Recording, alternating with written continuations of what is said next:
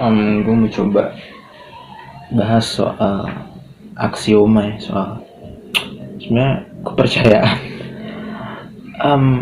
Ini berkaitan sama ini sih sebetulnya, sama konsepsi soal kebenaran objektif dan subjektif. Kayak gue rasa bukan mayoritas ya, mungkin abad modern ini jadi membentuk semacam pemahaman, satu kelompok pemahaman yang berasa dominan, bahwa suatu kenyataan objektif itu ada yang lepas dari kepercayaan apapun, dan kenyataan objektif yang lepas dari kepercayaan apapun itu bisa diperoleh, diderive lewat sains. Jadi ada pemahaman semacam itu yang ya di barat terutama, dan di sini juga di Indonesia. Meskipun di Indonesia gue rasa masih kayak campur-campur gitu, kayak ada yang kayak semua harus sadar penjelasan sainsnya, tapi juga orang masih percaya sama setan, sama hantu. Cuman sepemahaman dan sepengamatan gue, ada tendensi itu untuk melihat bahwa temuan sains itu adalah sesuatu temuan yang objektif, yang bisa menjelaskan dunia dengan akurat, dan penjelasan itu tuh lahir bukan dari kepercayaan tapi dari ya udah metode yang lepas dari kepercayaan gitu. Dan ada kayak clash antara agama dan sains gitu, kebenaran sains tidak kompatibel dengan agama. Cuman makin lama gue, setidaknya sekarang pemahaman gue, setelah semakin lama gue coba mikir-mikir dan baca pemikiran orang tentang ini, gue jadi makin sadar sejauh ini ya, posisi gue berubah dari yang sebelumnya melihat tadi. Posisi gue kayak tadi melihat bahwa sains itu adalah metode yang bisa menghasilkan kebenaran objektif, menjadi nggak dulu nih, jangan menjadi apa ya, menjadi kayak nggak 100% seperti itu gitu pemahaman. Karena kalau dipikir-pikir, sains itu pun lahir tidak lepas dari yang namanya kepercayaan gitu. Dan di sini masuk tadi konsep aksioma yang gue bilang di awal, mau ngomongin aksioma. Jadi aksioma itu adalah semacam satu kebenaran yang diterima begitu saja tanpa butuh bukti gitu. Yang dari aksioma itulah kemudian berdasarkan, yang dari aksioma itulah yang menjadi dasar bagi dasar untuk menghasilkan pengetahuan lain. Misalkan aksiomanya katakanlah sebab akibat gitu, atau jangan deh, aksiomanya katakanlah tidak ada, jika tidak benar maka salah gitu. Ada aksioma semacam itu. Dalam aksioma ini kan dalam logika ya, biasa ya kita tahu kan, logika tuh jika tidak benar maka salah gitu, dan jika tidak salah maka benar. Artinya truth itu dibagi jadi dua, antara benar atau salah gitu. Itu aksioma kepercayaan. Karena kalau pikir-pikir lagi, kenapa harus kayak gitu? Kenapa nggak ada setengah benar atau setengah salah? Atau kenapa suatu hal nggak bisa benar dan salah sekaligus gitu? Kayak itu kan akhirnya aksioma bahwa jika tidak benar maka salah, dan jika tidak salah maka benar, itu secara tidak langsung, atau bukan, intinya aksioma itu dengan sendirinya membuat model dunia yang apa ya, model dunia yang dimana hanya ada dua gitu, hanya ada benar dan hanya ada salah, tidak ada yang ada di tengah-tengah, dan tidak ada paradoks itu nggak valid gitu. Padahal kalau pikir-pikir, kenapa enggak gitu, kenapa dunia harus seperti itu gitu. Mungkin aja dunia itu isinya paradoks semua gitu, dan dan dan nggak perlu hitam putih seperti benar salah semacam itu gitu. Dan itu aksioma, sama kayak sebab akibat juga A maka B gitu ya, itu kan aksioma juga. Walaupun atau kayak 1+1 sama dengan 2 gitu, itu sesuatu yang apa ya, itu objektif in a way. Gue juga masih mikirin ini sebetulnya, kayak itu sesuatu yang objektif dalam artian setiap orang bisa sepakat 1+1 sama dengan 2, and yet masih ada pertanyaan kayak, mungkin gak sih 1+1 sama dengan 2 itu adalah sesuatu yang tidak universal, tapi sesuatu yang datangnya dari otak kita. Kayak kalau struktur otak kita beda aja, 1+1 bukan nggak jadi 2 gitu, ngerti nggak sih? Jadi kayak kayak kayak kalau misalkan ada pulpen gitu, terus gue ngeliat pulpen, problem soal pengamatan, problem soal objektivitas adalah ketika gue menganggap pulpen ini objektif, padahal pulpen ini bisa berbentuk kayak gini. Gue ngeliatnya sekarang pulpen ini warnanya hitam dan bentuknya lonjong, itu kan tergantung juga dari bagaimana gue punya tools untuk melihat. Artinya mata gue, kalau mata gue strukturnya beda aja, mungkin pulpen ini bentuknya bukan jadi lonjong, tapi bentuknya jadi kotak gitu, atau bentuknya jadi apa, kayak berbayang-bayang gitu. Jadi ada bayangan-bayangan pulpen, bukan cuma satu bentuk pulpen yang rigid gitu. Karena tergantung sama mata gue. Dan problem soal kita bilang bahwa ada dunia objektif di luar kita adalah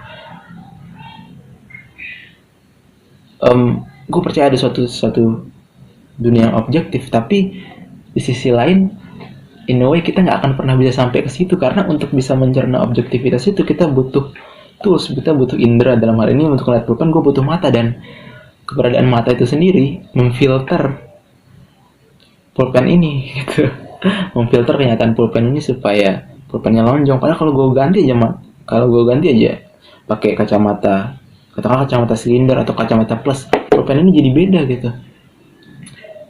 Sehingga objektivitas itu sebetulnya adalah sesuatu yang tricky sebetulnya, nggak sesimpel itu. Dan tapi gue nggak bilang bahwa sains itu tidak penting dan harus ditimbang semuanya gitu, bahwa sains itu salah gitu. Apa ya, ini nggak bisa cuma 10 menit sih, cuman mungkin sedikit lagi. Ini udah berapa menit? Udah 7 menit. Akan panjang sekali untuk membahas ini, cuman aku percaya ada degree of faith juga. Kayak kepercayaan tuh ada tingkatannya gitu. Kayak lo percaya 1+1 sama dengan 2, beda tingkat kepercayaannya dengan lo percaya kalau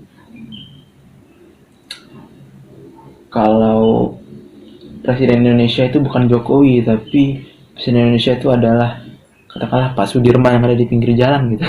Beda tingkat kepercayaannya beda. Atau tingkat kepercayaan lo bilang bahwa dunia ini tersusun atas bahwa ada objektivitas dalam metode sains, beda ketika lo percaya dengan metode sains, beda dengan lo percaya bahwa ada sebuah kerajaan yang namanya kerajaan X yang mengatur Indonesia dengan dengan konspiratif gitu. Itu beda tingkatan kepercayaannya, karena 1+1 sama dengan 2 tuh sangat intuitif gitu. Sangat intuitif, sehingga lebih sulit untuk tidak percaya daripada percaya gitu.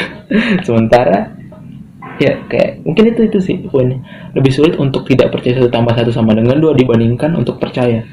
Tapi lebih sulit untuk percaya bahwa ada presiden bayangan jangan presiden ya, mungkin itu jauh lebih mudah untuk dipercaya. Mungkin, atau tapi jauh lebih sulit untuk percaya bahwa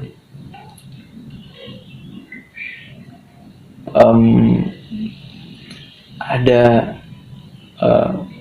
apa yang absurd ya, bahwa tetangga gue adalah presiden Indonesia yang sebenarnya gitu. Katakanlah itu lebih sulit untuk tidak percaya 1+1 sama dengan 2 dibandingkan untuk percaya kalau belibet ya, pulang 1 tambah 1 sama dengan 2 itu lebih sulit untuk tidak percaya daripada percaya. Tapi tetangga gue yang namanya Pak Sudirman itu adalah Presiden Indonesia, pernyataannya itu kita lebih sulit untuk percaya daripada tidak percaya. Jadi dua-duanya faith in a way, cuman ada sesuatu yang lebih intuitif gitu dan lebih objektif, dalam artian semua manusia bisa sepakat gitu 1 tambah 1 sama dengan 2. Jadi itu, cuman poin gue adalah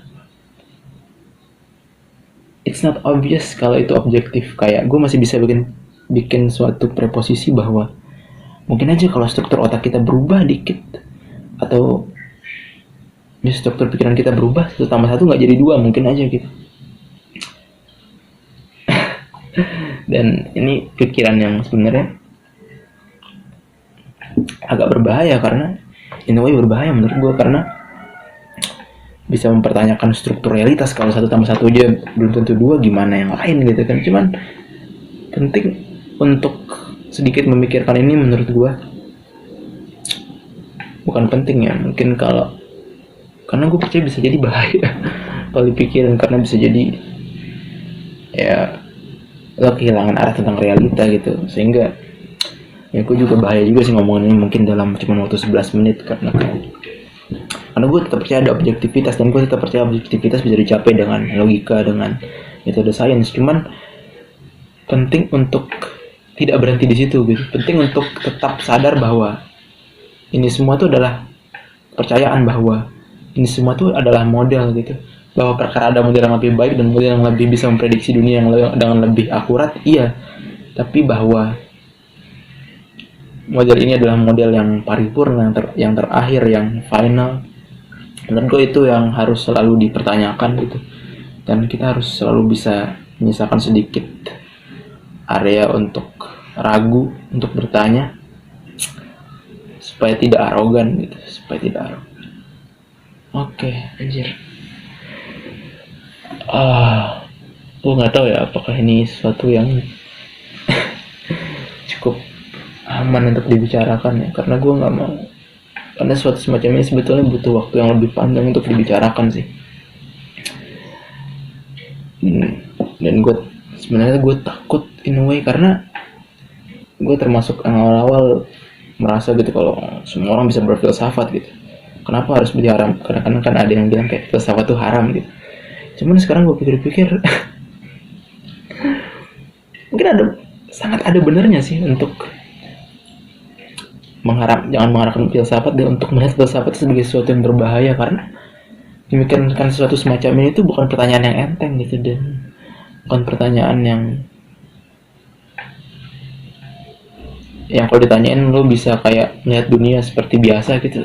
Nggak bisa sih gue rasa. Jadi gue nggak tahu siapakah gue akan post, cuman itu mungkin satu bahasan gue 10 menit ke belakang, mungkin semoga bisa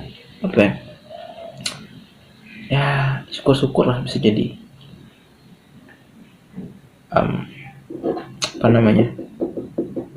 pemantik untuk sedikit berpikir. Itu aja sih. Tapi gue nggak tahu ini apakah bisa jadi pemantik atau justru jadi sesuatu yang membuat pikiran lo jadi malah kacau gitu. Semoga tidak kacau ya, semoga malah pemantik yang baik. Itu ya sih. Dadah.